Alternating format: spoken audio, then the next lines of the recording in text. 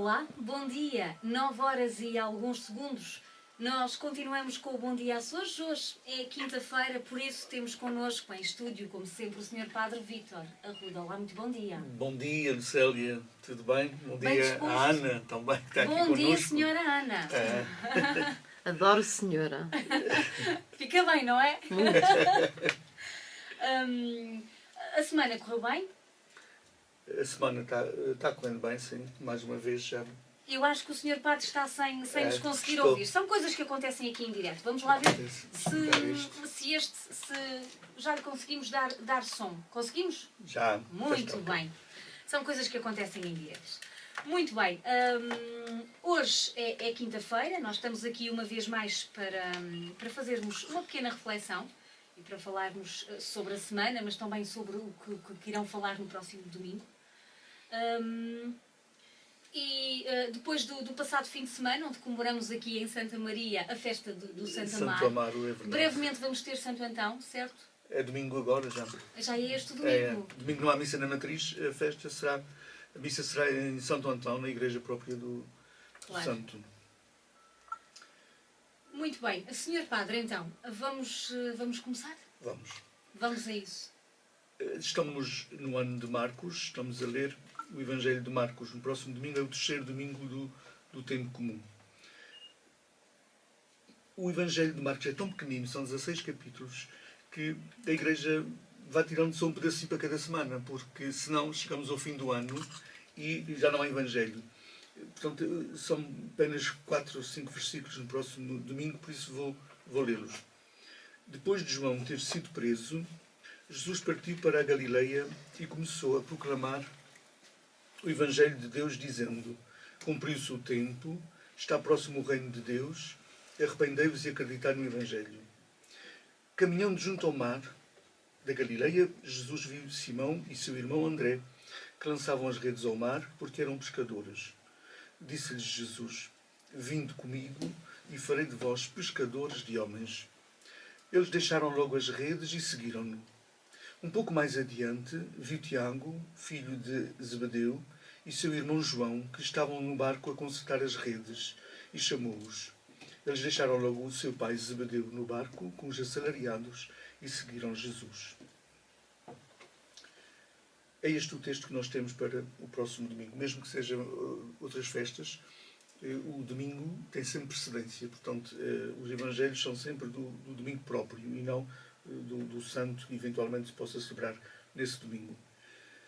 Isto é o Evangelho que se vai ler em todo o mundo católico, toda a Igreja Católica, no próximo domingo. E temos aqui o início da pregação de Jesus Cristo. A primeira frase que Jesus Cristo diz no Evangelho de Marcos é esta: cumpriu-se o tempo, está próximo o reino de Deus, arrependei-vos e acreditai no Evangelho. É uma boa notícia, a boa notícia que ele nos traz. O Evangelho quer dizer boa notícia. Ele pede-nos para acreditar no Evangelho. Ele, neste domingo, diz-nos que o reino de Deus está próximo. O reino de Deus é uma expressão que, biblicamente, já vem desde o tempo de Samuel, no Antigo Testamento, quando os judeus começaram, por influência dos povos vizinhos, começaram também a exigir um rei para eles, para os governar, porque eles eram governados por juízes, mas aquilo depois não estava dando certo e não estavam mantendo a unidade das 12 tribos. E foi no tempo de Samuel que eles pediram um rei. E houve ali uma grande discussão entre se criarmos um rei terreno, um rei aqui na terra, vamos ter um problema, porque quem nos governa é Deus. Como é que fica? Esse rei vai se sobrepor a Deus? Houve sempre essa polémica no judaísmo ao longo dos tempos, mesmo com a criação do rei na terra. Portanto, e a condição então que o rei dos judeus tinha, o primeiro rei foi Saúl, depois David, depois Salomão e por aí fora, a condição era que tinha que ser fiel à lei do rei verdadeiro de Israel, que era Deus. Tinha que ser fiel à aliança que Deus tinha estabelecido com aquele povo. A aliança principal daquele povo era com Deus. Portanto, o rei era um súbdito de Deus e tinha que ter essa ligação sempre a Deus para poder ser rei de Israel. Quando Jesus vem, ele diz: eu sou o reino, eu sou o rei, eu sou o reino. O que é o reino de Deus? É o mundo tal qual Deus o sonhou. Isto é que é o reino de Deus. É o mundo como Deus o sonhou. É natural que esse reino não seja ainda hoje concretizado totalmente neste mundo, porque nós acreditamos, por aquilo que a Bíblia nos vai dizendo de Deus, nós acreditamos que este mundo não é bem aquilo que Deus sonhou para nós. Estamos muito longe. Há muitas coisas boas que se fazem neste mundo, há muita gente a trabalhar pelo bem, nós sabemos isso, mas o mundo ainda não é este reino que Deus sonhou para nós. Então, compete-nos a nós, continuadores de Jesus Cristo, porque Ele foi a personificação do reino, Ele foi e é. O reino de Deus é uma pessoa. Jesus concretizou todo o sonho de Deus a respeito da humanidade e a respeito do seu projeto para o mundo. Em Jesus estava a concretização naquilo que ele disse, naquilo que ele fez, na forma como ele viveu, no relacionamento que tinha com as pessoas, no derrubar de barreiras que ele fez também. Portanto, em Cristo concretizou-se verdadeiramente esse sonho de Deus. E, portanto, a partir daí, a partir de Cristo, o que nós temos que fazer é segui-lo, imitando-o naquilo que ele, sendo fiéis a nós próprios, é claro, e não tem que ser outro Cristo, tem que ser eu próprio, tendo Cristo como referência na minha vida. E segui-lo e viver no estilo dele e com os ideais dele, orientar a nossa vida também para que o reino continue em nós. Por isso é que o Evangelho hoje fala de pescadores de homens. Nós somos pescadores de homens. A questão dos pescadores, Jesus tinha vários pescadores consigo. Na Bíblia há muitas simbologias, mas uma das coisas que acontece com os pescadores é a paciência que eles têm e o saber esperar e o conhecimento dos peixes que estão mais pertinho da tona da água e os peixes que são mais que têm que ir mais a fundo ou que têm que ir mais longe para buscar determinados peixes. Portanto, uma das coisas que Jesus ter escolhido pescadores é também para a paciência que eles têm que ter em saber esperar que o reino se vá concretizando. Nós não podemos queimar etapas, nós não podemos impor. É importante que se respeite o ritmo que o mundo vai tendo e as pessoas vão tendo em relação ao reino. Agora, não podemos deixar de fazer a nossa parte. Pescar homens, na Bíblia, significa libertá-los, orientá-los, porque o peixe fora da água morre, mas o homem na água morre. Portanto, pescar homens, sereis pescadores de homens, é tirar o homem da água. A água na Bíblia simbolizava o mal. Os mares simbolizavam o mal. A água é sempre símbolo da vida, mas o mar em si simbolizava o mal. Então é tirar o homem do mal, libertar o homem do mal, orientar o homem para o bem, elucidar o homem, esclarecer o homem. Essa é a missão que Jesus confiou aos apóstolos. E é tão interessante nós vermos aqui. O Evangelho de Marcos mostra-nos isso. Jesus é muito expedito, é muito rápido, as coisas acontecem com muita rapidez, porque Marcos não tem tempo de estar a ir aos pormenores. Jesus passa, olha, diz, vinde comigo, eles deixam logo o que estão fazendo, seguem logo Jesus. Portanto, há aqui uma dinâmica tão grande neste Evangelho que nos mostra, de facto, que esta atitude, não há tempo a perder também. Não há tempo a perder. Se nós queremos que o bem aconteça, não há tempo a perder neste mundo. Temos que fazer a nossa parte. Deus olha-nos como Ele nos sonhou. E o que Ele vai fazendo dentro de nós é trazer ao de cima, cada vez mais, aquilo que Ele sonhou para nós. Muitas vezes nós não vivemos aquilo que está no nosso profundo eu. Vivemos em favor das circunstâncias, conforme aquilo que nos disseram, conforme aquilo que nos fizeram. Vivemos um bocadinho à flor da pele. E então, Deus, o que no fundo neste Evangelho nos pede, ou nos diz, nos comunica, é que Ele nos conhece na profundidade. Conhece-nos na profundidade. Os pescadores que ele escolheu, os pescadores que ele escolheu, não eram homens perfeitos. Mas eles não eram apenas também a imperfeição que tinham no exterior. Eles tinham uma grandeza interior muito grande que Jesus viu quando olhou para eles. Viu essa profundidade. Nós às vezes olhamos para a pessoa, para a exterioridade apenas. Há muita beleza dentro da pessoa que a gente tem que trazer ao de cima e que muitas vezes não está ali ao primeiro olhar, ao primeiro contacto. É preciso ir mais fundo para que realmente isso possa acontecer. Este Evangelho no próximo domingo desafia-nos a perceber também se nós hoje continuamos esta missão apaixonados por esta missão que Jesus nos confiou, que é de ser pescadores das pessoas, ou seja, orientar, libertar as pessoas também das suas, às vezes, das suas escolhas erradas. Essa também é a missão da Igreja, é a missão dos cristãos, é a nossa missão, é a missão de um padre. É orientar as pessoas, é levá-las, não é para nós, é para Cristo, sempre para Cristo. A referência máxima é, de facto, Jesus Cristo. O centro do cristianismo é Jesus, é a pessoa de Jesus. E nós não podemos fugir daí. Nós estamos na semana de oração pela unidade dos cristãos e é importante nós percebermos que existem várias igrejas. Nós somos os católicos, mas existem também os protestantes. Dentro dos protestantes existem até várias subdivisões. Existem os ortodoxos, existem os anglicanos e mesmo depois ainda há muitas outras pequenas igrejas. Há pessoas que podem pensar assim, a unidade da Igreja vai acontecer quando todas essas outras religiões que se separaram de nós voltarem à Igreja Católica. Não é isso. Não é isso, porque não é... Para já se reconheceu, a Igreja já reconheceu que muitas das coisas que os outros defenderam estavam certas e nós estávamos errados nas posições que tomámos naquela altura. E depois, o que tem que se voltar é para Cristo e para a sua palavra. Ainda a semana passada houve aqui uma polémica por causa da questão dos santos. Eu ouvi falar nessa polémica, não é? O nosso amigo Santo Amaro. As pessoas têm que pelo menos pôr a hipótese na sua cabeça às tantas, o padre o que está a dizer está certo. Eu é que às tantas, que não tenho ido às formações, que não me atualizei em muitas coisas da Igreja, é que posso estar errado. Também as pessoas podem pôr essa hipótese. A gente estuda, e depois já sou padre há 24 anos, todos os anos, nós temos formações, atualizações. A Igreja não parou no tempo. Há pessoas que a última formação que tiveram, em termos de religião, da sua religião, foi antes da catequese, com 7, 8, 9, 10 anos. Nunca mais se formaram.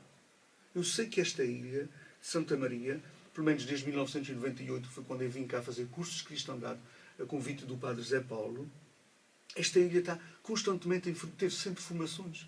Ora cursos de cristandade, ora shalons, ora semanas bíblicas, ora escola bíblica. Esta ilha sempre teve formações. Ainda no passado fim de semana houve shalom, vai haver mais um shalom para a semana, houve cursos de cristandade em novembro. As oportunidades estão aí.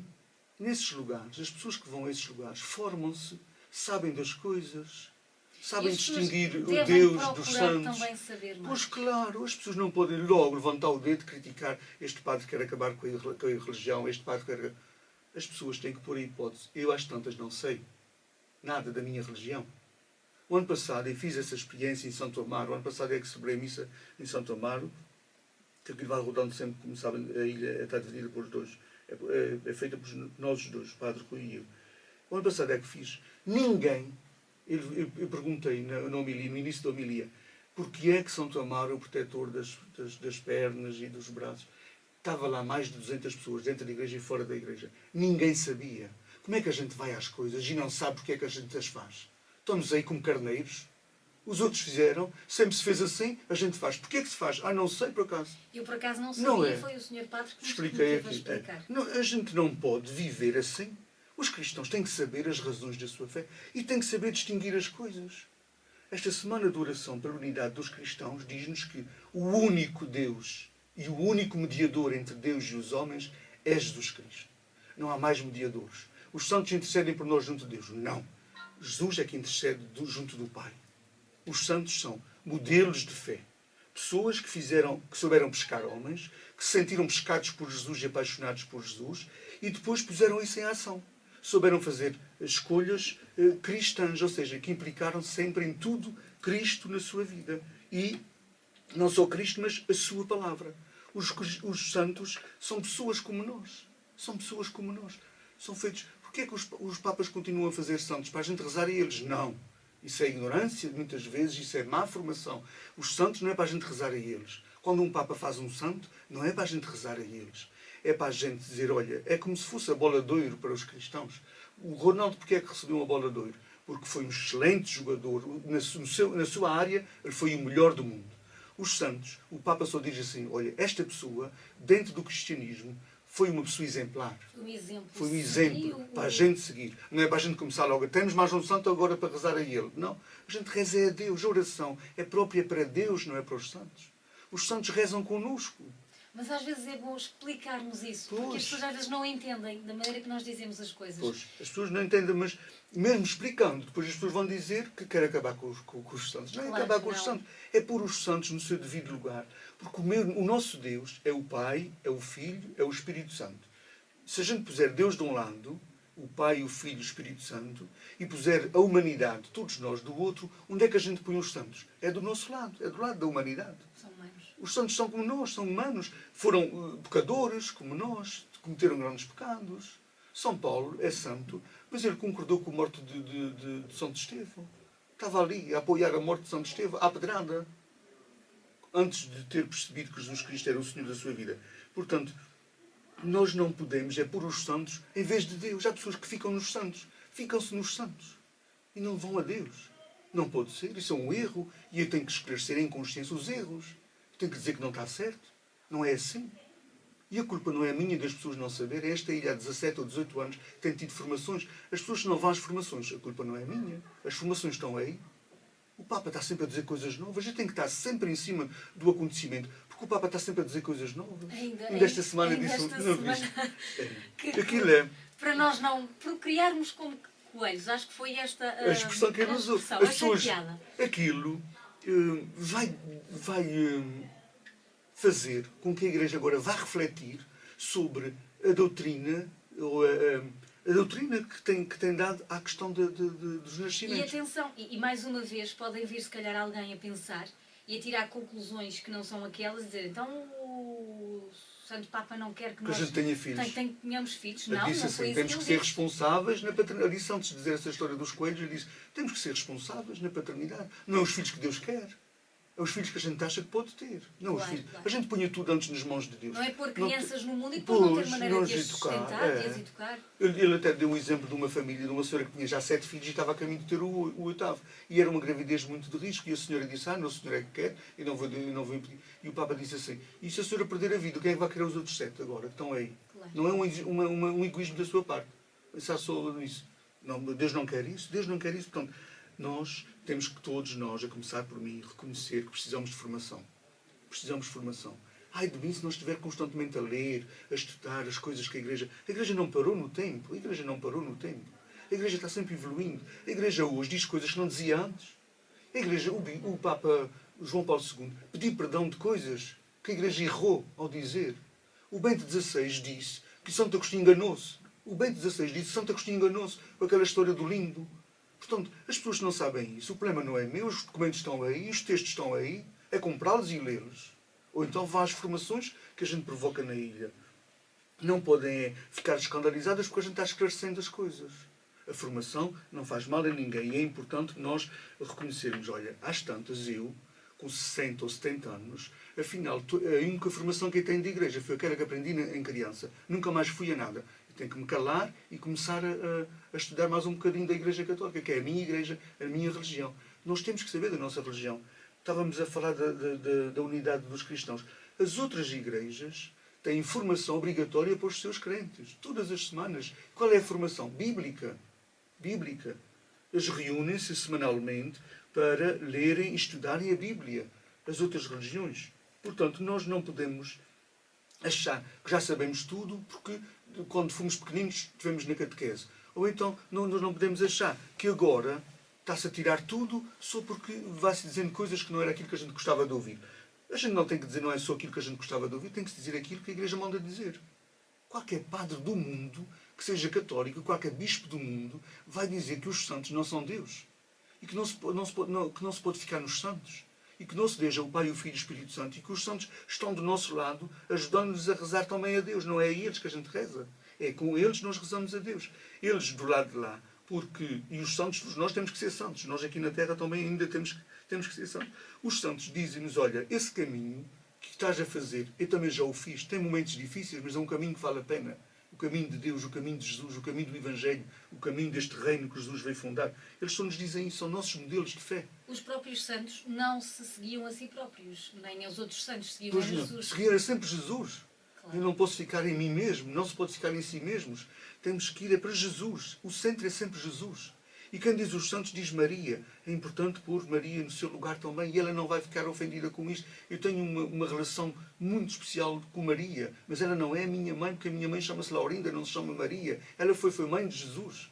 Ela é a minha irmã mais velha. Aquela que foi a primeira a aceitar Jesus como mestre e pôs-se a escutá-lo. Jesus diz, quando dava elogios a Jesus sobre a mãe, ele dizia sempre, não, minha mãe e meus irmãos são aqueles que ouvem a palavra e a põem em prática. Ele estava sempre a dizer que a mãe foi a primeira discípula. Se ela foi a primeira discípula de Jesus, então é a minha irmã mais velha, a minha companheira neste caminho. A minha companheira neste caminho. A minha mãe é Maria. A minha mãe é a Laurinda da Conceição, foi a minha mãe. E o meu pai é João. Agora, Maria é a minha companheira de viagem. Esta é que caminho. Não se pode ficar também Maria. Nós, os portugueses, somos muito marianos e pouco cristãos. Temos pouco de Cristo. Às vezes ficamos-nos na imagem de Maria e não vamos... O lugar mais importante de Fátima qual é? Eu vou a Fátima quase todos os anos e gosto muito de ir a Fátima. O lugar mais importante de Fátima não é o lugar onde supostamente apareceu a Maria. É o lugar, a Capela do Santíssimo, todo o dia e toda a noite exposto. Capela do Laus Perene.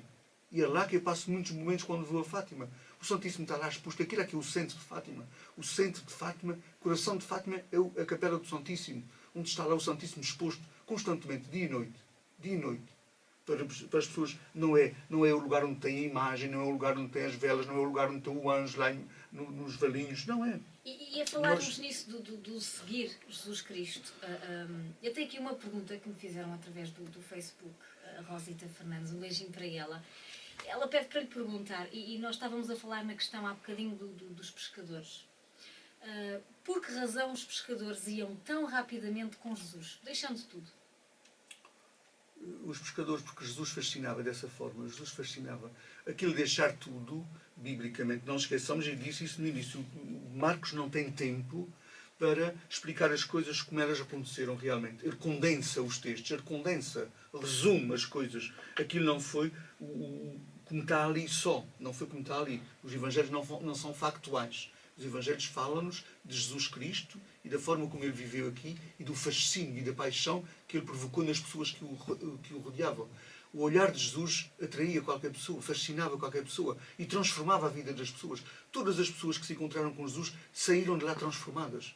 O encontro transformava. E é isso que o evangelista quer dizer. Então qual foi a transformação que provocou nestes homens? Foi deixar o estilo de vida que tinham e passar a ter outro estilo de vida. Aquelas redes, aquele barco, aquele pai, representam as coisas a que muitas vezes estamos apegados, que nos impedem de ir mais além. De ir mais além. Nós às vezes apegamos-nos às pessoas como se fôssemos donos delas. Isso é uma relação errada com as pessoas. A posse nunca é uma boa relação para termos uns com os outros. Não é a posse. E, portanto, este deixar as redes, deixar o barco, deixar o pai, é um pouco o desapegarmos-nos destas coisas que muitas vezes nos impedem de ir mais além. De ir mais além. Até porque a prova de que a da sogra estava doente. Ou quer dizer que Pedro continuou a viver com a sua mulher e até a sogra vivia com ele. E Jesus depois faz um milagre. Jesus recupera a saúde da sogra e ela põe-se a servir Jesus. Portanto, eles não deixaram as famílias assim totalmente. Isto simboliza este desapego que tem que acontecer, porque em função de um bem maior, de uma força maior, que é Jesus Cristo nas nossas vidas. O reino maior é Jesus Cristo. Mas é importante então nós acreditarmos na boa intenção das pessoas, acreditarmos, há bocado estávamos a falar nisso, não é? Não há só gente má, gente boa, há gente boa. Nós temos que acreditar na boa intenção. Quando se pede para as pessoas se formarem, as pessoas depois, se não vão, perderam a oportunidade de se atualizarem. Todos os assuntos da Igreja, todos, Maria, os santos, o inferno, o purgatório, o céu, já foi tudo revisto. O que se diz destas coisas hoje, e destas pessoas, já não é o que se dizia há 40 ou 50 anos. A Igreja reviu tudo. João Paulo II, em 27 anos de pontificado, fez uma revisão total de todos os assuntos da Igreja. E esses documentos estão todos aí. Ele escreveu 16 ou 17 encíclicas, pondo todos os assuntos em dia, dizendo agora é assim, agora é assim, agora é assim. Se as pessoas não leem os documentos, A gente gosta muito de Francisco, ele já escreveu 2 encíclicas fascinantes. Será que as pessoas já leram as encíclicas de Francisco? Uma sobre a fé e a outra sobre o Evangelho? A alegria de anunciar o Evangelho?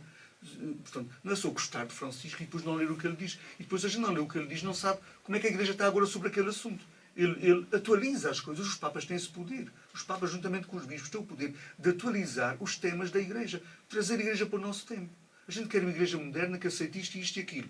Em alguns assuntos a gente não quer a Igreja moderna. Quando não nos convém, a gente não quer a Igreja moderna. Só quando nos convém é que a gente quer a Igreja moderna. Quando alguns assuntos. Outros, isso não se mexe. Isso é tradição, isso não se mexe. Mudam-se os tempos, Pois é preciso irmos quando é acompanhando os tempos. quando é que houve dois tempos, 2 papas na história da Igreja? Nunca. É uma coisa histórica. Nós temos 2 papas atualmente. É uma mudança que a Igreja está dizendo isso mesmo ao mundo. Não há problema de mudar as coisas na Igreja. É preciso mais um Papa. O outro não quer continuar por razões de saúde e por outras razões que ele poderá não ter dito, mas estão no seu coração. Pronto, temos mais um Papa. Qual é o problema? Mas nunca houve 2 Papas. Mas agora há. A partir de agora é assim. Percebes? O facto, por exemplo, o simples facto destes novos Papas, o João Paulo II era totalmente contra os métodos contraceptivos. Mas, por exemplo, já desde o Papa Bento e agora o Papa Francisco, começam a aceitar. Esta abertura que vai dando. O Bento chegou a dizer em relação ao preservativo. O Francisco agora, esta abertura que deu, agora com essa história desta semana no regresso da viagem das Filipinas, ele já está dizendo que nós não podemos pôr nas mãos de Deus as decisões que nós temos que tomar. Deus já nos deu inteligência para a gente tomar decisões acertadas. Os filhos que eu tenho, os filhos que Deus me deu. Não, desculpe, não, os filhos que tu fizeste. Nós não podemos... Não. A Igreja vai se atualizando. Há pessoas que sabem disso muito bem. De um dia para o outro, de uma semana para a outra, de um domingo para o outro, a missa passou a ser em português, era em latim. O padre estava de costas para o povo, passou a ser virado para o povo. Foi a maior revolução da Igreja, foi a questão da missa. As pessoas aceitaram. E temos que isso já foi há 40 anos, que a mudança, 50 anos. A mudança não tem que ser má. Não é. Nós reagimos sempre mal à mudança. Mas às vezes somos é porque muito acomodados. É porque desconhecemos aquilo a que vamos aderir. Às tantas é melhor pôr as coisas nos seus lugares, os santos nos seus lugares, Maria no seu lugar e colocar Deus no centro de tudo isso e não Cristo é no centro. Não é retirar. É pôr as coisas no seu lugar para a gente, para depois não nos ridicularizar os de fora e dizer, olha, eles adoram é santos. Eles adoram é santos. A religião deles é Maria, não é Jesus. De fora podem-nos dizer isso. As outras religiões que têm uma relação muito importante com Jesus e com o Evangelho, as outras religiões que não têm missa nem têm santos, os luteranos, os anglicanos, os calvinistas, os ortodoxos, eles têm uma relação muito especial com Jesus e com a palavra. Porquê? Porque foi o centro que eles ficaram, o mais importante. Foi o mais importante. E a Igreja já reconheceu isso, que eles ficaram com o mais importante. Nós ficamos com procissões, com tradições, com jaculatórias, com novenas, com santos. Ficamos com isso. Tudo isso é importante, mas tem que ser esclarecido e colocado no seu devido lugar. Acho que isso é importante para as pessoas perceberem a intenção com que se diz e porque é que eu sinto que a minha missão é formar. É formar. Os espaços estão aí, os lugares de formação estão aí. As pessoas que não vão têm que ter, pelo menos, a humildade de dizer assim, eu não sei bem como é que é agora porque eu não fui à formação. Tem que dizer isso, não é dizer, o padre quer acabar com isto ou com aquilo. Isso não é a atitude mais correta, não é sensato, nem é honesto da parte das pessoas. Se não vão às formações, que não é o que o Padre Vítor está dando em Santa Maria, as formações da Igreja atual no mundo inteiro. No mundo inteiro. A nossa Igreja Católica mudou em muitas coisas. Se as pessoas não sabem, é porque não vão aos lugares onde se aprende as mudanças que a Igreja tem. E isto é importante, com humildade, as pessoas reconhecerem que precisam realmente de mais um bocadinho de formação para estarem, de facto, dentro da Igreja atual. E é preciso aceitarmos essa mudança? Temos que se aceitarmos noutras dimensões, a gente adora mudar noutras coisas, a gente adora a modernidade, a gente adora o último grito da moda em tudo, na tecnologia, nos telemóveis, nos computadores, a gente adora as novidades. Quando é com a Igreja, a gente põe o pé atrás. Não. E para já temos que saber porque é que fazemos as coisas. Eu domingo vou perguntar em Santo Antão, porque é que Santo Antão é o padroeiro dos animais. Vamos ver se alguém sabe. Não é? Se a gente faz as coisas, se fazem as coisas. Eu, quando não soube, fui logo saber porque era. Fui logo estudar e ler e perguntar. Não é fazer porque se fez sempre. Não tem lógica. Sejamos honestos, não é? Inteligentes, suficientemente inteligentes para perceber. Se eu não sei, eu tenho que saber porquê. Não é fazer porque fizeram sempre. Os meus pais já faziam assim. Parabéns para os meus pais que fizeram isso. Agora nós temos que saber porque é que fazemos. porque é que as coisas são assim. Vamos à agenda desta semana. As pessoas têm que perceber que nós todos trabalhamos no mesmo barco, na barca de Pedro. Isto é a barca de Pedro. A igreja é a barca de Pedro, não é a minha barca, nem é a barca do Francisco. O Bento disse isso mesmo. A igreja não é minha, a igreja é do Senhor. A igreja é do Senhor. E se eu percebo que posso servir esta igreja de outra forma, que não mantendo-me como Papa, eu vou servir de outra forma na oração. Ele está retirando em oração, constantemente esse Senhor, o Bento. Porque achou que era uma forma também de servir a igreja que não é dele, é a igreja do Senhor. A igreja do Senhor. Esta é a igreja do Senhor, tanto em Roma como aqui em Santa Maria. É a igreja do Senhor. Eu estou ao serviço, nós estamos ao serviço da igreja do Senhor. É sempre para que o reino do Senhor cresça. Por causa do reino. Estamos aqui por causa do reino. Para que o reino cresça. Esta é a minha missão e foi esta a missão que o Bispo me confiou. O Bispo da nossa Diocese. Em relação à agenda, queria também aqui um ponto prévio. Começam as pessoas a marcar os impérios do Espírito Santo. O ano passado, em outubro, o nosso boletim paroquial, o Renovar, se as pessoas não leem tão bem, a culpa não é minha, o boletim sai todos os meses. Em outubro, saiu uma decisão das comissões de festas da nossa ilha, dos padroeiros da nossa ilha, que nos dias dos padroeiros não haver impérios do Espírito Santo. Porque desvia as pessoas da festa do padroeiro, os restaurantes das festas que são a favor das festas e a favor da igreja ficam esvaziados porque as pessoas vão comer as sopas dos impérios. Então as comissões decidiram. E isso, juntamente com a igreja, eu também concordei com isso, e então foi posto no boletim que nos dias das festas dos padroeiros na nossa ilha não há impérios do Espírito Santo. A pessoa não pode, na sua cabeça, pode ter uma promessa, e eu respeito a promessa das pessoas, mas essa forma de se relacionar com o Espírito Santo, eu respeito. Agora, tem que ser naquele dia. Olha, desculpe, naquele dia não pode ser. Então, eu vou já dizer os dias que este ano acontecem as festas dos padroeiros. No dia 14 de junho é a festa de São António, em São Espírito. Não marcar impérios nesse dia.